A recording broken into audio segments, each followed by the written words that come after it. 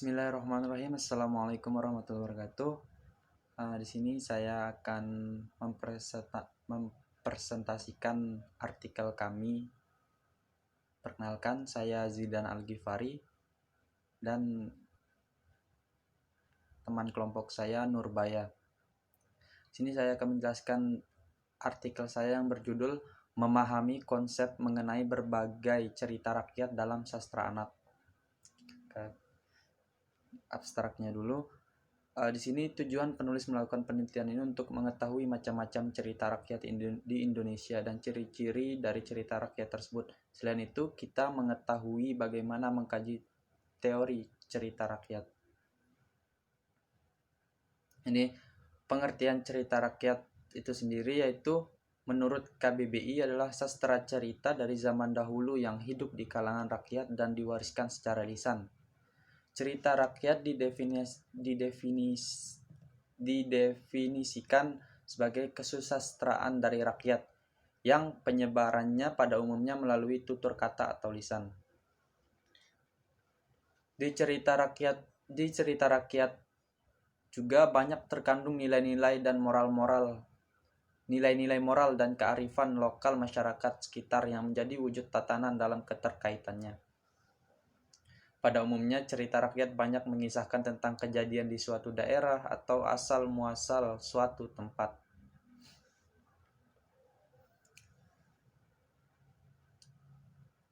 Cerita rakyat juga menjadi bagian ekspresi budaya suatu kelompok masyarakat yang berhubungan dengan berbagai aspek budaya dan sosial.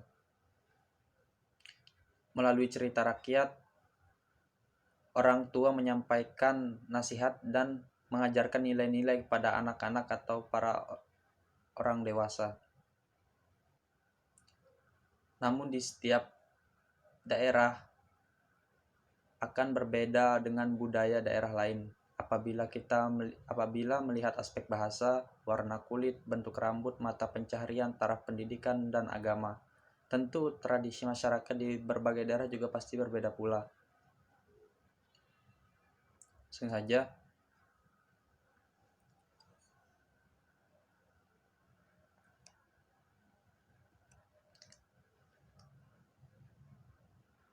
yang pertama, kisah tradisional. Kisah tradisional adalah kisah yang disampaikan secara turun-temurun dan disampaikan dengan kondisi daerah setempat. Yang kedua, cerita rakyat. Cerita rakyat merupakan cerita yang berasal dari masyarakat dan berkembang dalam masyarakat pada masa lampau yang menjadi ciri khas setiap bangsa.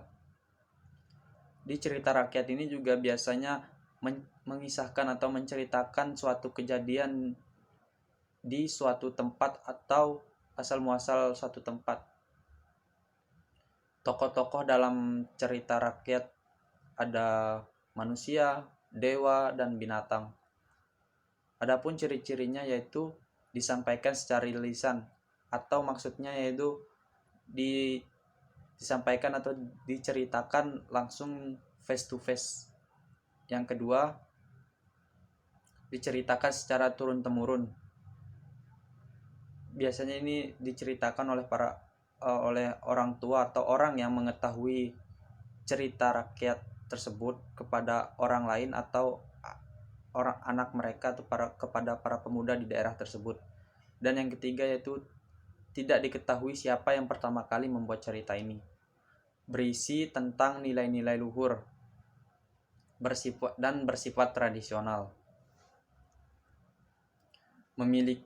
Dan selanjutnya yaitu memiliki berbagai versi dan variasi. Mempunyai bentuk-bentuk yang hampir sama dalam susunan atau cara pengungkapannya. Dalam cerita rakyat juga ada unsur-unsurnya yang terbagi dua, yaitu unsur intrinsik dan unsur ekstrinsik. Dalam unsur intrinsik yaitu berisi tentang tema, alur, latar, tokoh, penokohan, sudut pandang, dan amanat. Yang pertama, tema. Tema maksudnya di sini yaitu pokok pikiran atau judul yang dipakai oleh si pengarang.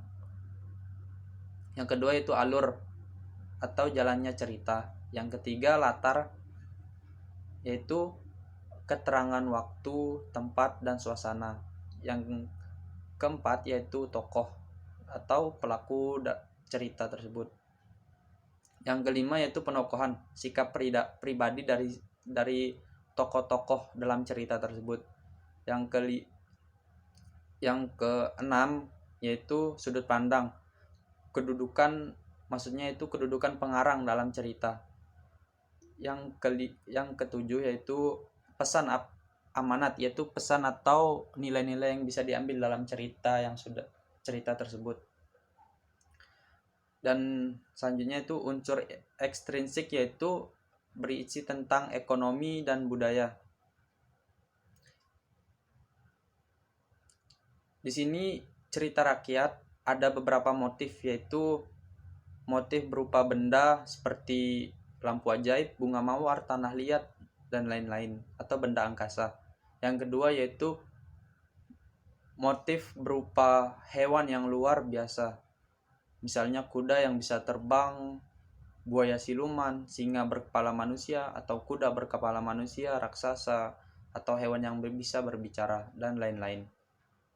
Yang ketiga yaitu motif berupa suatu konsep, misalnya itu larangan atau tabu, seperti misalnya larangan untuk wanita hamil tidak boleh makan pisang kembar. Yang keempat yaitu motif berupa suatu perbuatan atau uji ketangkasan minum alkohol, bertemu di gunung, turun dari gunung, menyamar sebagai fakir miskin, dan lain-lain. Yang kelima yaitu motif tentang penipuan terhadap suatu tokoh atau raksasa atau hewan. Yang keenam yaitu motif yang menggambarkan tipe orang-orang tertentu, misalnya yang sangat pandai seperti Abu Nawas, tokoh yang selalu tertimpa nasib sial, tokoh yang bijaksana, tokoh pelaut ulung. Lalu yang ketiga saya akan menjelaskan tentang dongeng. Dongeng merupakan bentuk sastra lama yang bercerita tentang suatu yang luar biasa, penuh khayal atau fiksi yang menurut masyarakat cerita ini tidak benar-benar terjadi. Menurut James Dananjaja, dongeng adalah sebuah cerita rakyat lisan yang tidak benar-benar terjadi oleh si pencerita, yang tidak terikat oleh tempat atau waktu karena tujuan utamanya itu untuk menghibur. Di sini dongeng berfungsi hanya untuk sarana hiburan dan sarana untuk memberi pesan atau nilai-nilai pada anak-anak atau orang-orang dewasa.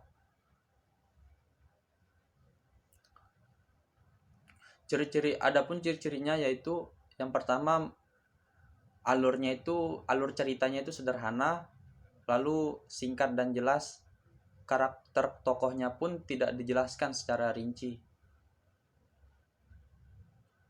Lalu penceritaannya itu biasanya disampaikan secara lisan atau face to face, langsung bibir ke bibir. Dan terkadang pesan atau tema yang dituliskan dalam cerita. Lalu pendahuluan ceritanya biasanya singkat dan langsung. Peristiwa yang ada dalam cerita biasanya fiktif atau khayalan, lebih menekankan pada isi atau peristiwa. Lalu struktur dongeng, yaitu pendahuluan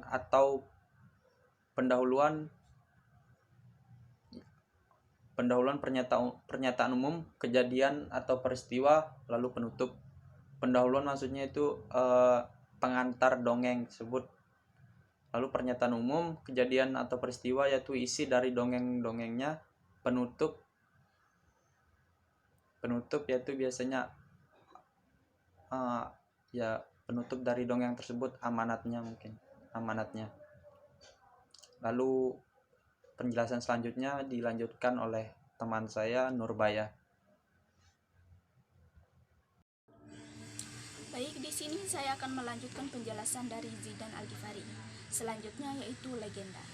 Legenda merupakan cerita rakyat yang tokohnya manusia-manusia yang mempunyai sifat yang luar biasa dan sering juga dibantu oleh makhluk gaib. Menurut Muiz, menyatakan bahwa legenda bukan hanya cerita hiburan, namun juga mendidik manusia dan membekali mereka terhadap ancaman bahaya yang terdapat dalam lingkungan kebudayaan. Adapun ciri-ciri dari legenda antara lain, yang pertama, bersifat keduniawian. Yang kedua, dipercaya bahwa kejadian itu benar-benar terjadi. Yang ketiga, tokoh legenda biasanya adalah manusia. Selanjutnya yaitu jenis-jenis legenda. Jenis legenda dibagi menjadi 4. Yang pertama, legenda keagamaan, yaitu legenda yang menceritakan mengenai agama. Contohnya seperti cerita Wali Songo, cerita Syekh Siti Jenar, dan lain-lain. Yang kedua, legenda alam gaib, legenda kegaiban, yaitu cerita yang menceritakan suatu kejadian atau kepercayaan terhadap alam gaib, yaitu contohnya seperti Nyi Roro Kidul, Genruwo, dan lain-lain. Yang ketiga, legenda perseorangan, yaitu cerita mengenai tentang suatu tokoh tertentu, contohnya cerita Si Pitung, Robin Hood, dan lain-lain. Yang keempat adalah legenda lokal, yaitu legenda yang menceritakan tentang suatu tempat seperti asal-usul kota Banyuwangi, dan lain-lain. Selanjutnya yaitu mitos. Menurut Levi Strauss, mitos merupakan cerita warisan yang terjadi secara lisan yang menceritakan tentang dewa-dewi. Menurut Krems, mitos adalah cerita suci yang berbentuk simbolik yang menceritakan tentang suatu peristiwa atau kejadian nyata yang menyangkut asal-usul dan juga perubahan alam gaib, alam dunia, dan pahlawan dan juga masyarakat. Adapun ciri-ciri dari mitos antara lain, pertama, distortif, yaitu berbeda dari cerita aslinya. Yang kedua, intensional, mitos diciptakan dengan maksud tertentu. Yang ketiga, statement of fact, mitos berisi pesan sehingga dapat diterima keberadaannya dan tidak perlu dipertanyakan lagi karena sesuai dengan nalar masyarakat. Yang keempat, motivasional, yaitu berisi pesan-pesan kebaikan yang dapat dijadikan pelajaran dalam hidup masyarakat. Selanjutnya yaitu kosmos. Menurut Kamus Besar Bahasa Indonesia, kosmos adalah tata surya atau jagat raya. Jadi dapat disimpulkan bahwa kosmos adalah cerita tentang suatu kejadian alam jagat raya, bagaimana asal usulnya dan bagaimana tata surya di dalamnya. Mungkin itu saja presentasi dari kami. Mohon maaf apabila ada kesalahan. Sekian, wassalamualaikum warahmatullahi wabarakatuh.